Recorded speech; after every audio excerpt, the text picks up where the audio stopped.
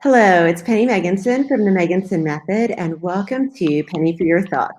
In this episode called What's Your Story, I'm joined by Adam Parr, certified life coach and the host of the Parrsitivity podcast. And we're going to discuss how we each have our own individual story and how our perceptions of that story can affect how we live our life. We're also going to talk about how we can change those perceptions. So let's get started.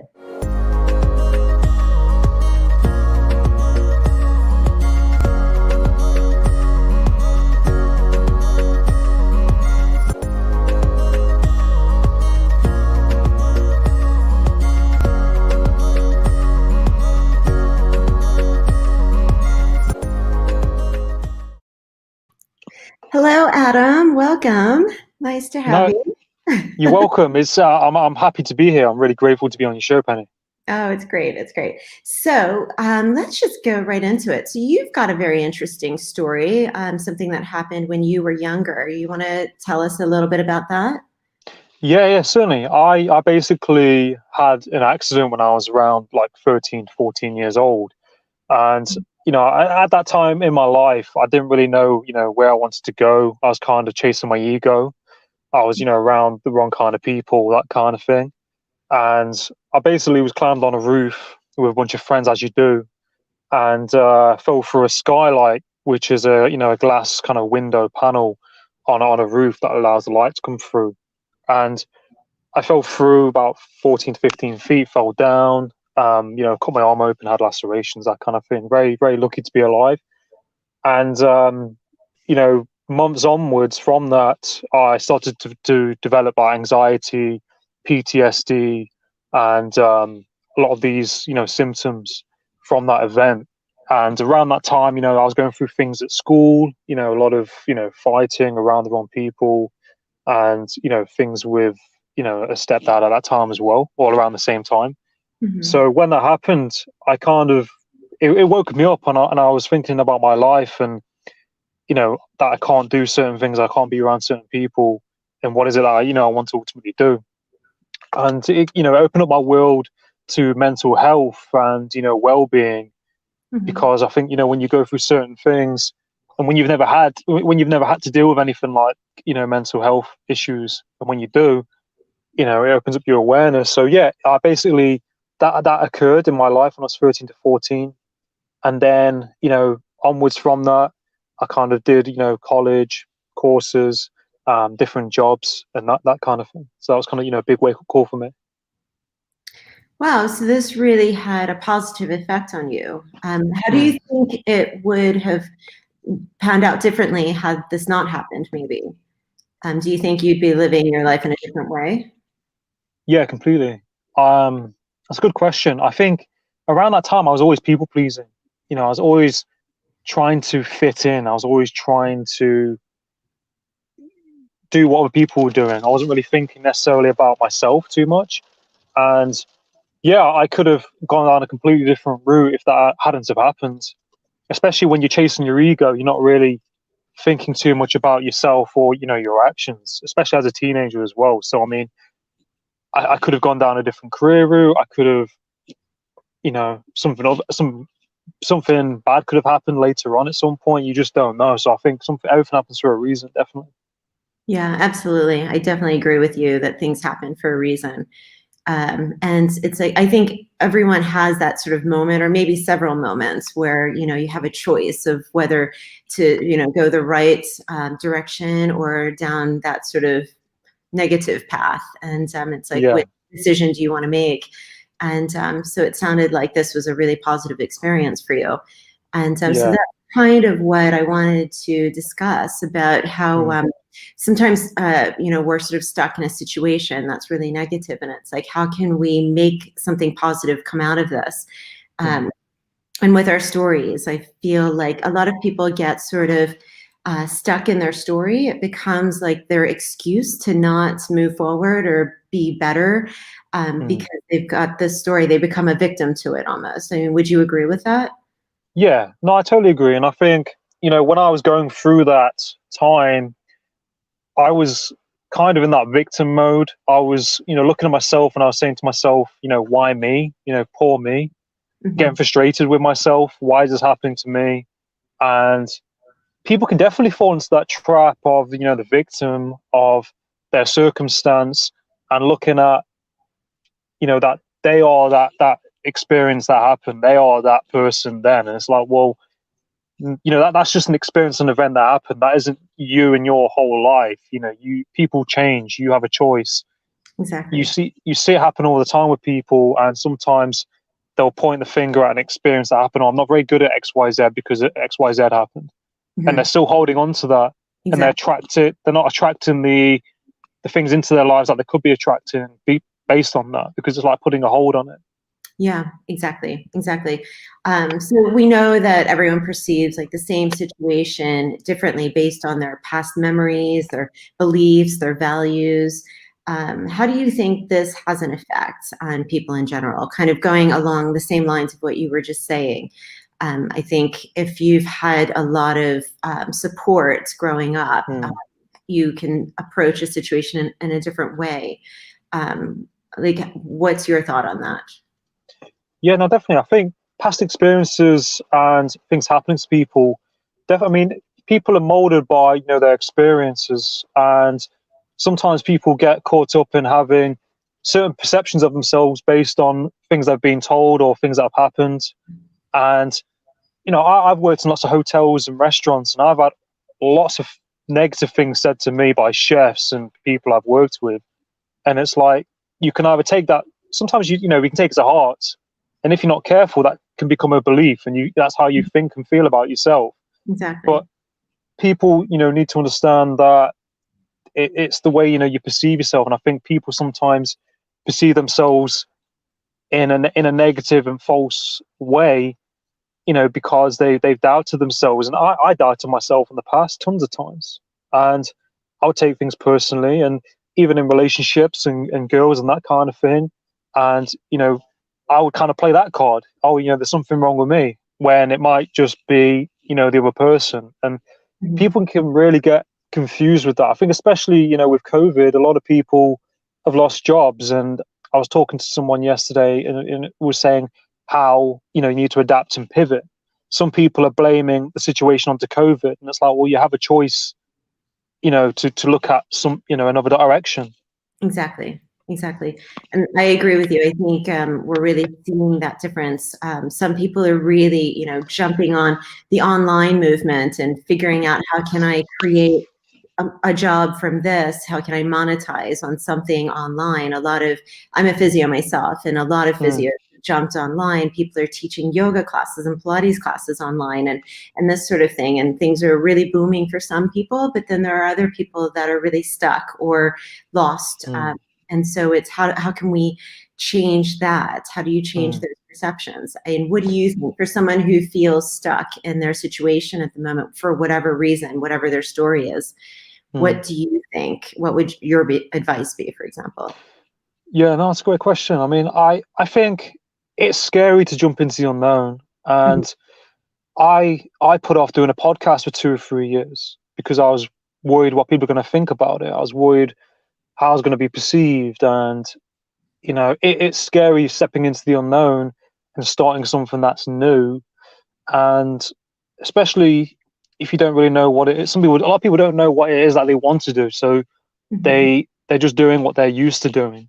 And sometimes you have to step out of your comfort zone to Exactly. grow, yeah, and to learn. Yeah, absolutely. So I always believe that it's like education, but also gaining new experiences that kind of helps you open your mind up to what else is out there and what else is possible. So for me, travel was always a great way to sort of open my mind. And when I was younger, if I felt stuck, I would just feel like I just need to go somewhere, even if it's for a long weekend, somewhere that's completely different because you just see things from a different point of view. And sometimes Mm, it's that shock value that kind of gets you out of that same way of thinking. And mm. so that has always worked for me. Do you have any other thoughts about ways to get out of your comfort zone? Yeah, I would say try new things, and just test the water. And I think if something doesn't scare you, then it's not you're not going to grow from it. I think it's that process of stepping into uncomfortable situations and trying to get comfortable being uncomfortable. And the more you do something, the easier it gets, and we just adapt. And yeah, like, people, like, somebody was traveling, going into new situations. I've tried lots of different jobs, like retail jobs, sales jobs, hospitality. And in hospitality, you're thrown all these different situations from all different angles that you don't really experience in other jobs. And you've got the people in the kitchen, you've got the customers, you've got the people on the phone, so for me, that's how I learn, to step out of my comfort zone and, to grow. And I know it's a bit difficult with COVID and things like that. A lot of places are closed, but in that time, that's how I grew and developed my social skills.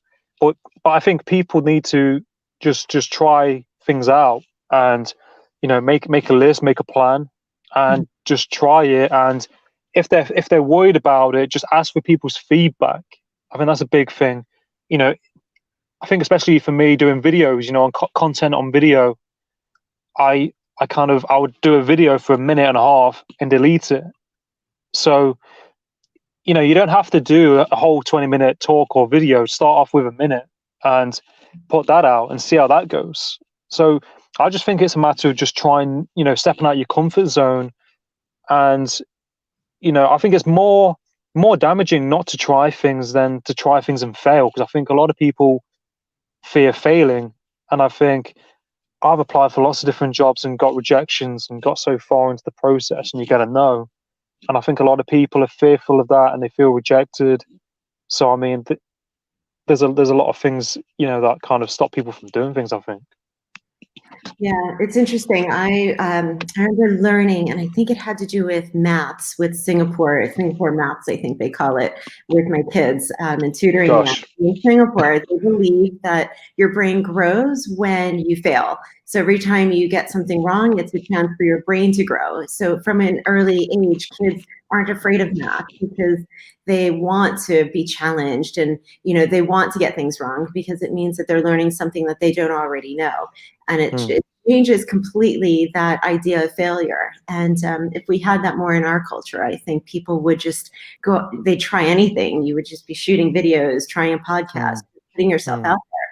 But it's true, we're so afraid of failing, or we want it to be perfect, that we spend all this time never actually creating anything because we're so worried that it's not going to be good enough. Yeah.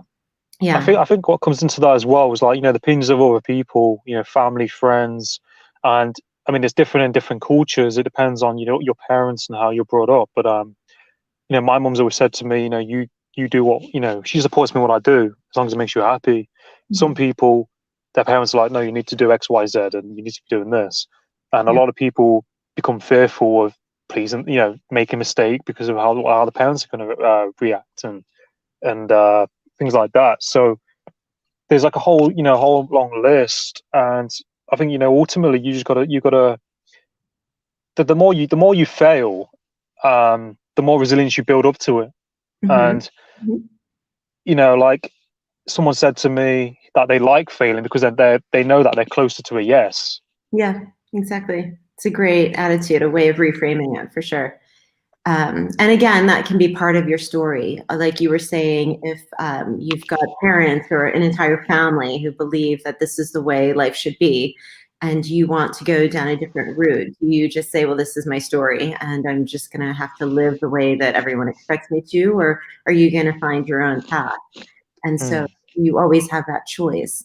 So do you have an example of somebody who you've worked with or someone close to you with an interesting story and how it's helped empower them or shape? Yeah. I'm really good friends with a guy who I've done a podcast with a few times, and he's got his podcast called Paul Rogers, and you can connect with him on LinkedIn, and he's like a best-selling author. He's got his own podcast as well, and he's a life coach as well. And he's from England, and he's moved to Canada.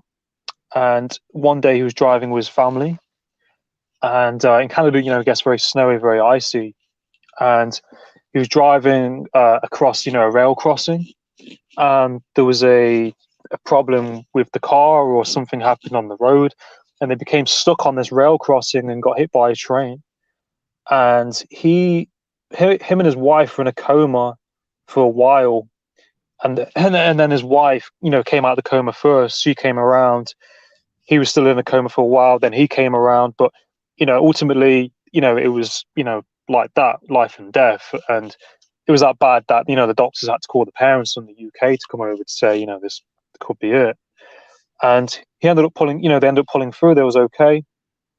And he's changed his life around, and he helps other people now. And he went through a lot during that period, and kind of defied the odds. So I find that really motivating and pretty inspiring. What he's been through and what he does now.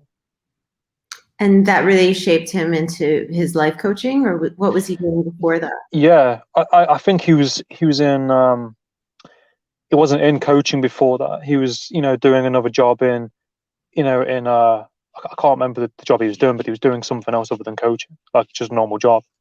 Mm-hmm. Yeah, I think it's quite interesting because you see that a lot with coaches, especially when you, or even therapists with addiction and things like this, where you take something that was a bad habit for yourself or a bad experience, and once you overcome that and achieve, a better life or a better way of being, you want to help others do the same. And I think some of the best therapists and coaches out there are people that have had those really negative experiences and were able to flip that into something very positive. And it's inspiring. And then, they obviously have lived it. So they really know how to give that message and help others get themselves unstuck and that sort of thing. Definitely. Yeah, no, I've definitely heard that as well. And I've met lots of people who've, been in had certain experiences and been in certain places, and they've pivoted and they've used their experience, and their strengths and their qualities to then use that, to help other people. Lots of people. I've got good friends who, are ex-military, and they do courses on, human behavior and pattern recognition, and they've had their fair share of PTSD and stuff like that, and they're helping businesses and running courses, people, and people who are now coaches because they might have had an abusive past, being in a really dark place, and now they change that around to other people. And I think that's one of the beauties of being a person, because we're stronger than we think a lot of the time, and we can definitely sometimes feel like there's no way out, but there is ultimately a way out where we can grow, use your experience and help other people. Mm-hmm. But it takes a lot to share. Sorry, it takes a lot to sometimes open up about your story or your experience.